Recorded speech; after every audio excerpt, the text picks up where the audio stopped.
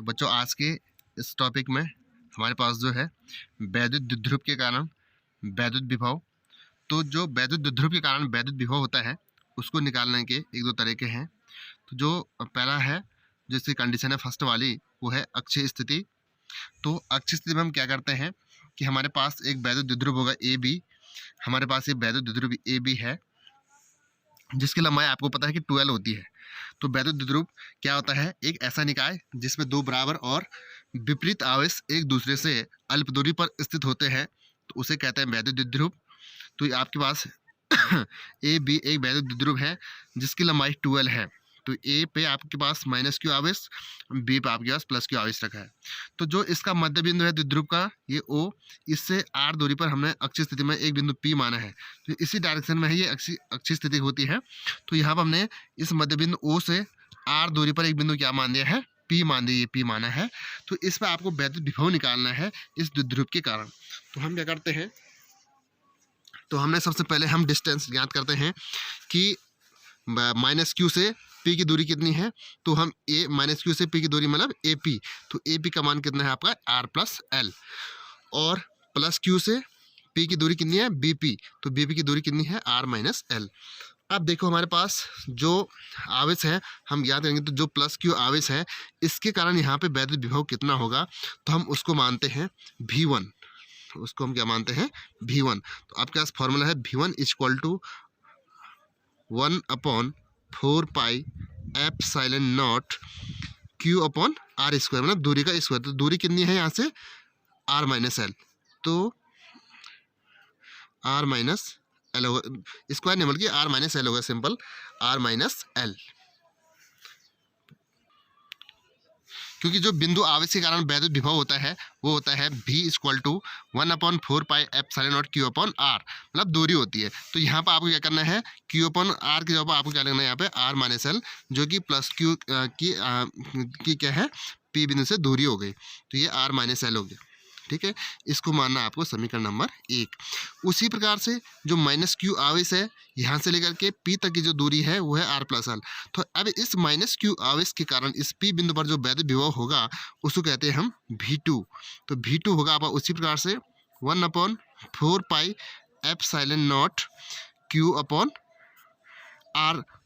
अब कितना है आर का मान कितना होगा इसमें आर प्लस एल, क्योंकि दूरी कितनी है यहाँ से आर प्लस एल, तो आर प्लस एल। अब देखो प्लस क्यू आवेश के कारण वैद्युत विभव प्लस और माइनस क्यू आवेश के कारण वैद्युत विभव क्या होता है माइनस। तो आप यहाँ पे क्या लिखेंगे माइनस साइन यहाँ पर आएगा। तो आप इसको ऐसे भी लिख सकते हैं -1/4 pi epsilon naught Q upon R plus L. इसको मान दिया समीकरण नंबर 2। अब आपको ज्ञात करना है कि कुल विभव कितना होगा। तो जो आपके पास कुल विभव होगा V, तो वो होगा आपके पास V1 प्लस V2। जो आपके पास V1 और V2 है इनको जोड़ के आपको क्या निकल जाएगा, यहाँ पे कुल परिणामी विभव निकल जाएगा। तो आप क्या करेंगे V1 का मान रख देंगे। तो V1 का मान कितना है, ये आपका V1 का मान हो गया 1 अपॉन, ये V बराबर गया 1/4 pi epsilon naught Q upon R minus L, ठीक है।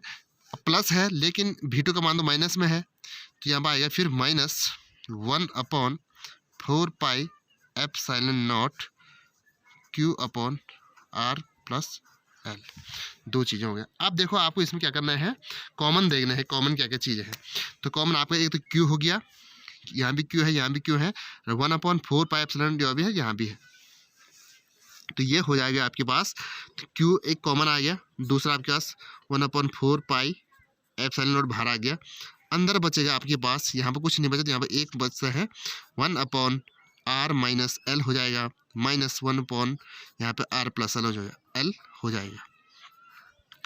इतना हो गया। इसके बाद आपको क्या करना है, इसको सॉल्व करना है। जो अंदर वाला टर्म है इसको सॉल्व करना है। V बराबर ये बाहर वाला ऐसे लेंगे आप Q upon 4 pi epsilon not को ऐसे रखा, अंदर वाले को सॉल्व करेंगे तो क्या करेंगे कि नीचे का एलसीएम लेंगे आप।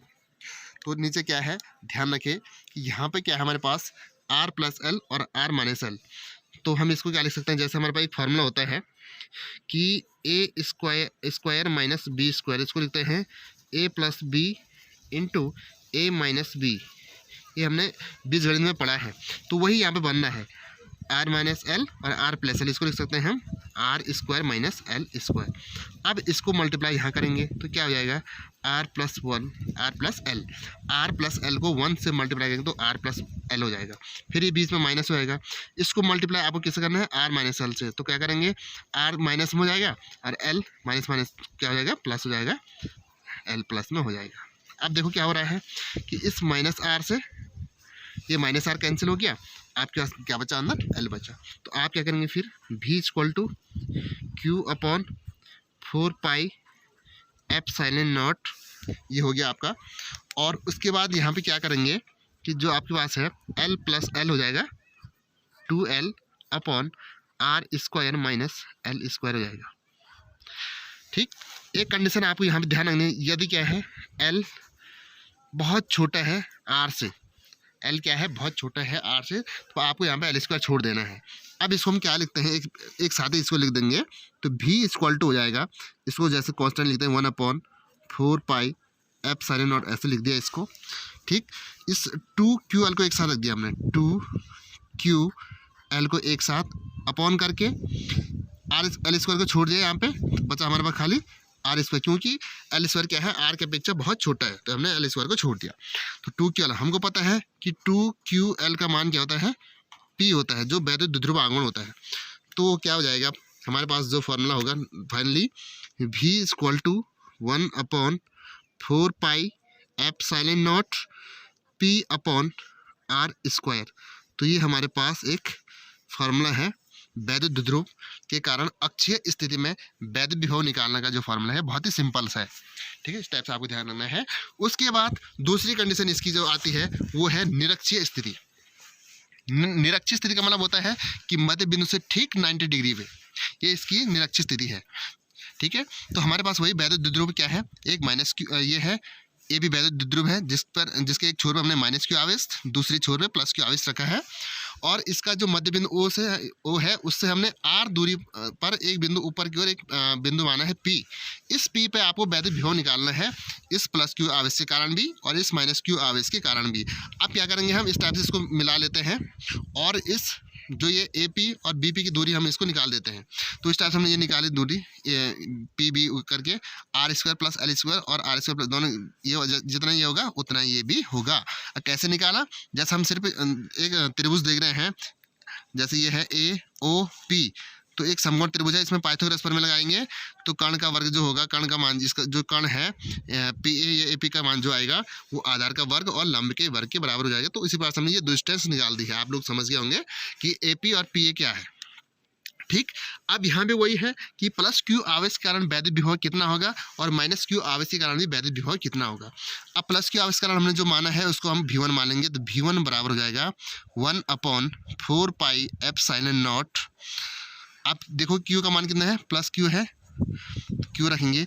आर का मान कितना हो रहा है इसमें, वही पी बी की दूरी कितनी है, under root of R square plus L square, ये v1 का मान हो गया। उसी प्रकार से इस माइनस क्यू आवेश के कारण वैद्युत विभव कितना होगा उसको हमने मान दिया है v2, तो v2 हो जाएगा आपके पास। अब देखो माइनस है तो आगे से इसमें क्या आएगा माइनस, तो 1/4 पाई एप्सिलॉन नॉट और आवेश क्या है q है, तो q अपॉन हो जाएगा, दूरी तो सेम है, under root of R square plus L square, दूरी क्या है सेम है। तो v1 v2 के हमने निकाल दिए हैं कि जैसे बिंदु आवेश कारण जो वैद्युत विभव होता है, हमने जो पहले भी कहा था कि जो बिंदु आवेश कारण वैद्युत विभव होता है, हमने पहले भी निकाला इसका वीडियो, तो v बराबर होता है 1/4 pi epsilon naught q upon R होता है। तो आर दूरी होती है उस आवेश से, तो यहाँ पे क्या है कि आवेश से दूरी कितनी है R square plus under root of R square plus L square, और जितनी ये दूरी है उतनी ये भी है, दोनों दूरी क्या है सेम। अब कुल विभव निकालना, आपको कुल विभव निकालना है, तो करेंगे v बराबर v1 प्लस v2। कुल विभव जो होगा हमारे पास वो होगा v बराबर v1 प्लस v2। अब v1 का मान कितना है, v1 का मान है 1/4 pi epsilon naught q upon under root of R square plus L square और माइनस V2 का मान कितना है 1/4πε0 Q upon under root of R² plus L²। ये भी का मान निकालने हैं। अब देखो क्या है, जितना ये है उतना ये भी है, देखो दोनों कट जाएंगे और भी का मान क्या आ जाएगा 0। तो आपको ध्यान रखना है कि जो निरक्षीय स्थिति होती है वहाँ पे वैद्युत विभव का मान होता है वैद्युत द्विध्रुव के कारण 0, और जो अक्षीय स्थिति है वो हमने निकाल दिया है यहाँ पे v बराबर 1/4πε0 P अपॉन R², जहाँ पे P क्या होता है वैद्युत द्विध्रुव आगमन होता है। तो ये आपकी अक्षीय स्थिति है और निरक्षीय स्थिति है, तो इसको आपको भली भांति समझ लेना है। नेक्स्ट वीडियो में हम आपको इस टॉपिक पे कुछ न्यूमेरिकल लेके आएंगे। तब तक के लिए थैंक यू।